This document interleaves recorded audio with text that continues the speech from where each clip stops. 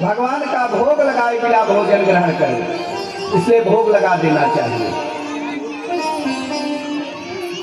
हर महादेव। महादेव फिर आगे बतला रहे हैं,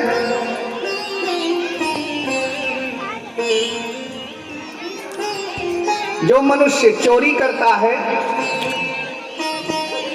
बरजोरी से जबरदस्ती, परीक्षित जी कहते हैं कि अजामिल का उद्धार कैसे हुआ, कृपा करके हमें बतलाइए प्रभु।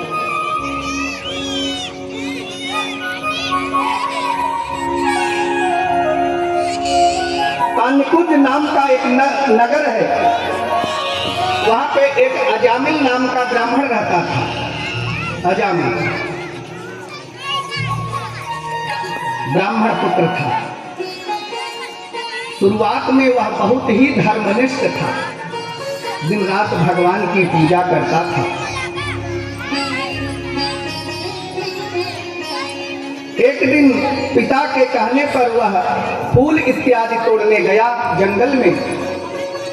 उस जंगल में एक चांडाल पुरुष को कामी स्त्री के साथ सहवास करते हुए अजामिल देखा। उसकी बुद्धि वहीं पे भ्रष्ट हो गई, बुद्धि उसकी भ्रष्ट हो गई। घर पे आया, अब अपनी बुद्धि को बनाने के लिए वह तमाम प्रकार के प्रयास करने लगा, लेकिन उसको वही दासी जो है, वही वेश्या उसके दिमाग में बैठ गई। अब उसको प्रसन्न करने के लिए अजामिल ने क्या किया कि अपने घर की पत्नी को छोड़ दिया और उस वेश्या को घर पे ले आया। दिन रात वह पाप करता, कोई भी जंगल से जाता उसकी गठरी छोड़ देता। डाकू था।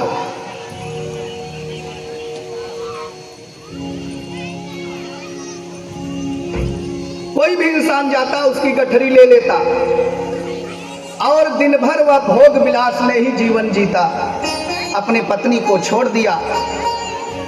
ब्राह्मण पुत्र था, लेकिन ब्राह्मणत्व तो सब उसका नष्ट हो गया। अब वह दासी के साथ रहने लगा। अब उस वेश्या से उसको 9 पुत्र हुए, 10वां पुत्र गर्भ में आया। एक दिन संतों की मंडली ऐसे जा रही थी उसी जंगल से, तो संत तो कहीं भी देखते हैं झोपड़ी तो रुक जाते हैं। भिक्षा मांगने लगे, वेश्या से भिक्षा मांगने लगे। वेश्या ने कहा कि महात्मन बहुत शीघ्र यहाँ से चले जाओ, नहीं तो अभी हमारा पति आता होगा ना, तुम्हारा ये दंड कमंडल जो है सब ले लेगा और देगा कुछ नहीं, और यहीं पे जो है परेशान कर देगा आपको। संतों ने कहा कि कोई बात नहीं, हमको भिक्षा कुछ नहीं चाहिए, केवल एक ही भिक्षा चाहिए। वह हमको वचन दीजिए कि जो तुम्हारे गर्भ में यह 10वां पुत्र पल रहा है, संत तो अंतर्दृष्टि से जान लेते हैं ना कि तुम्हारे जो गर्भ में ये 10वां पुत्र पल रहा है उसका नाम नारायण रख देना। हमारी यही भिक्षा है, बाकी कुछ नहीं चाहिए हमको।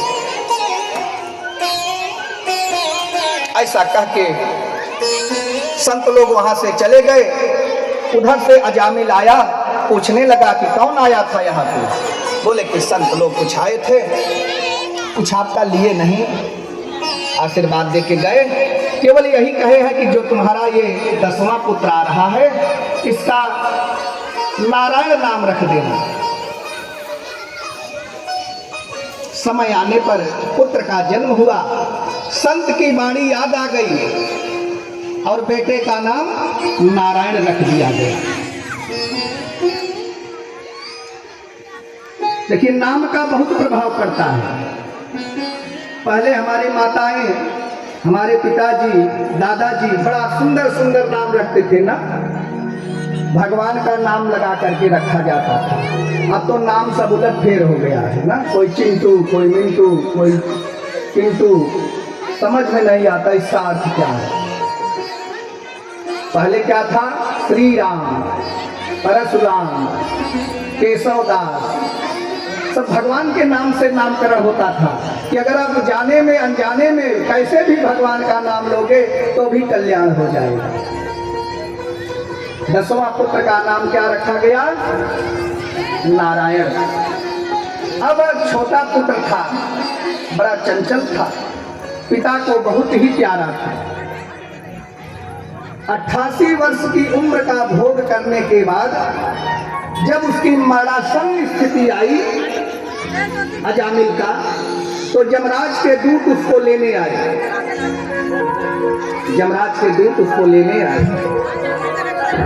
जब दूत आते हैं तो घबराहट होती है, बेचैनी होती है।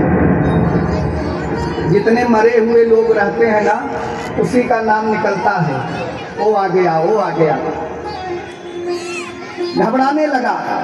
उस घबराहट की स्थिति में क्या होता है, जो आपका सबसे प्रिय रहेगा उसी की याद आएगी और उसी का नाम लेकर के आप बुलाओगे। अजामिल महान पापी था, लेकिन जब यमराज के दूत उसको पकड़ने आए तो वह घबराहट बस, बेटा नारायण कहाँ हो, देखो कौन आया है हमको ले जाने के लिए। लगा नारायण नारायण का उच्चारण करने। जब नारायण का उच्चारण करने लगा तब तो भगवान के दूत वहां पे आकर के उपस्थित हो गए।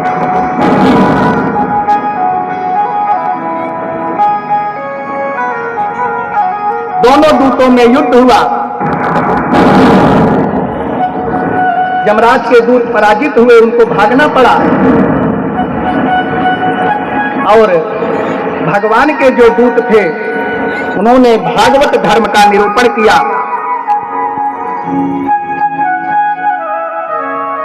तो भगवान कैसे प्रसन्न हो जाते हैं, पतितों को भी पावन बना देते हैं।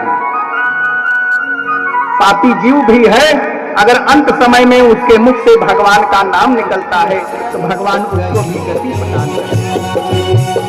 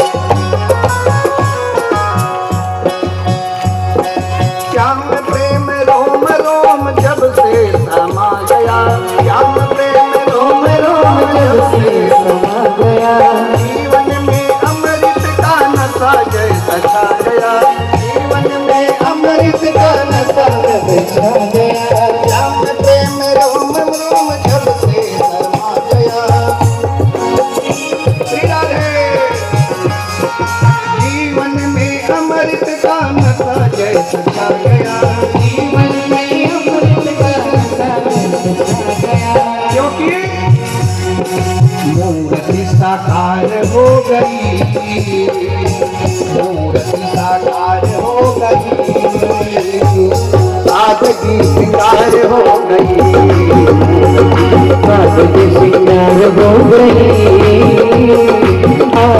बिहार हो गई, सादगी सिंगार हो गई। श्री राधे भाव से घूमेंगे, आनंद लेंगे, सरल हो जाइए। भगवान को पाना है तो सरल हो जाइए।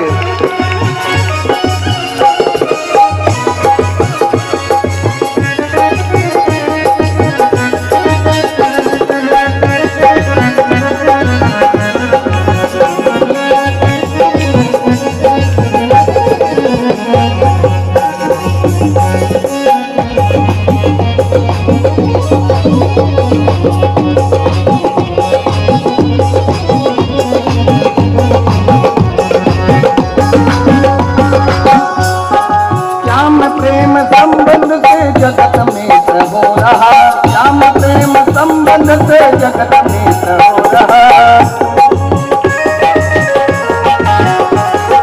भक्त चरित सुन के हृदय पवित्र हो रहा, भक्त चरित सुन के हृदय पवित्र हो रहा।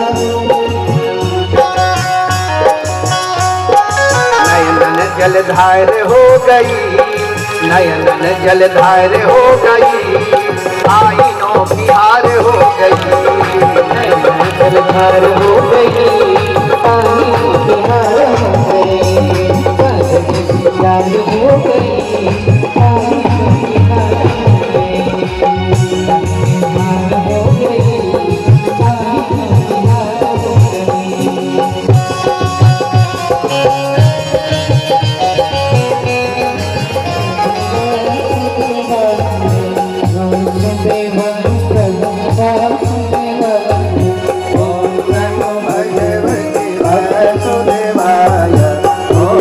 भगवती वासुदेवाय प्रभु वासुदेवाय, वासुदेवाय प्रभु वासुदेवाय, ओम नमो भगवते वासुदेवाय, ओम नमो भगवते वासुदेवाय, ओम नमो भगवते वासुदेवाय, ओम नमो भगवते वासुदेवाय, वासुदेवाय प्रभु वासुदेवाय, वासुदेवाय प्रभु वासुदेवाय, ओम नमो भगवते वासुदेवाय, ओम नमो भगवते वासुदेवाय, ओम नमो भगवते वासुदेवाय। सब लोग इस मंत्र का जाप करेंगे। वासुदेवाय,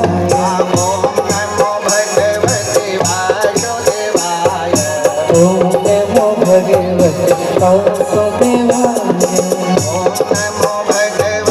वासुदेवाय, ओम नमो भगवते वासुदेवाय।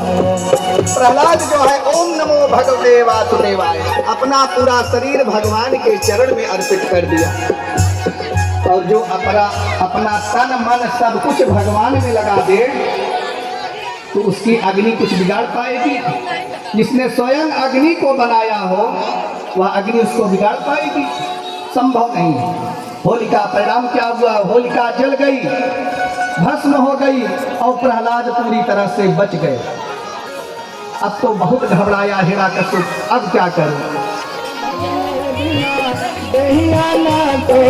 रामा भजन बिना दहिया ना रामा भजन बिना दहिया ना सोए रामा भजन बिना मन सोए रामा भजन बिना सोए रामा।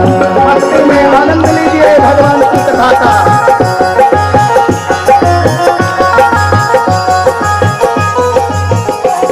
भजन बिना दहिया ना सोए रामा भजन बिना दहिया ना सोए रामा भजन बिना दहिया ना सोए रामा।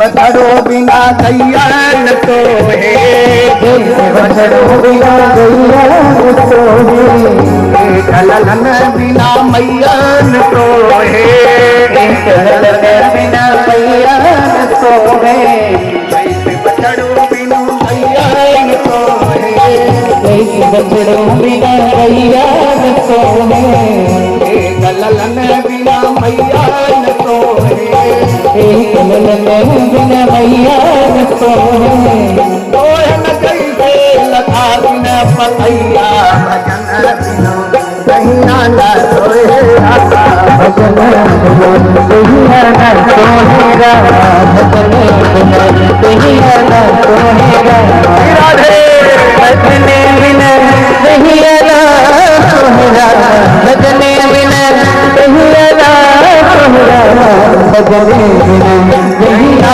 ना सोहेरा भजने बिना कहिया ना सोहेरा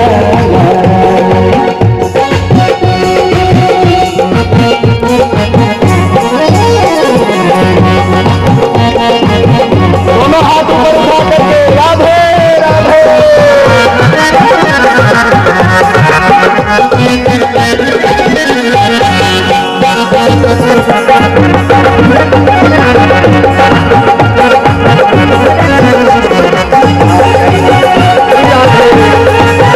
आनंद से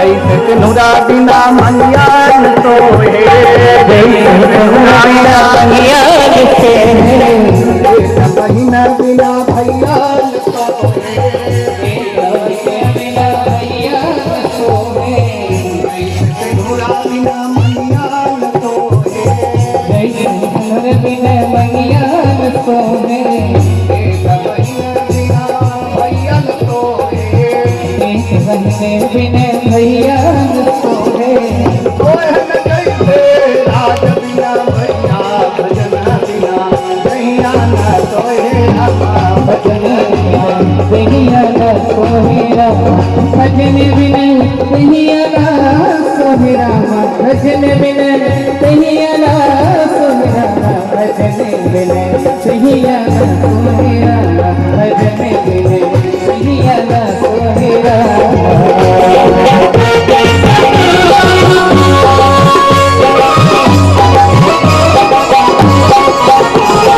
राधे राधे हरे श्याम सुंदर भगवान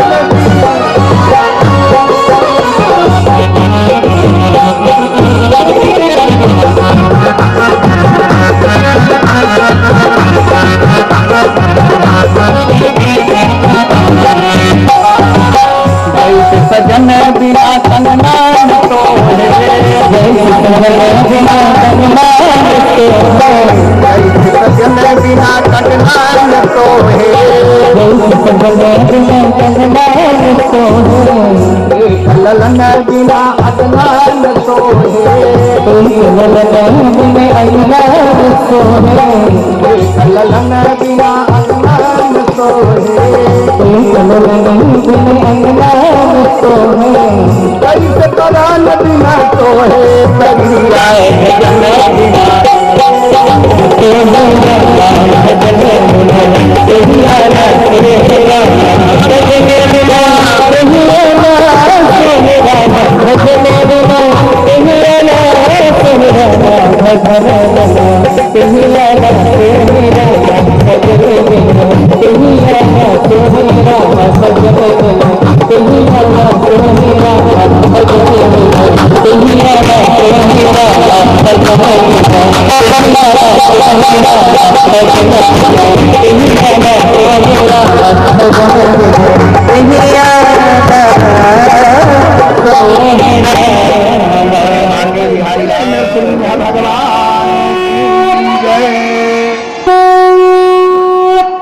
नरसिंह भगवान कैसे हैं? आधा शरीर मनुष्य का है, आधा शरीर सिंह का है। मुख जो है सिंह का है और शरीर जो है मनुष्य का। नरसिंह न तो पशु है न तो मनुष्य ही है। तुरंत उसने क्या किया? तुरंत प्रभु ने उनको उठाया और उठा करके पटक दिया और जंघा में लेकर के, वह समय कैसा था? न तो दिन था न ही रात थी। दरवाजे पर ले जा करके जहां चौकठा लगा रहता है वहीं लेकर के बैठ गए और अपनी नखों से उसको चीर देते हैं। बोले नरसिंह भगवान की जय। उस दुष्ट पापी की हत्या हो जाती है, उद्धार कर देते हैं भगवान और उनके खून को जो है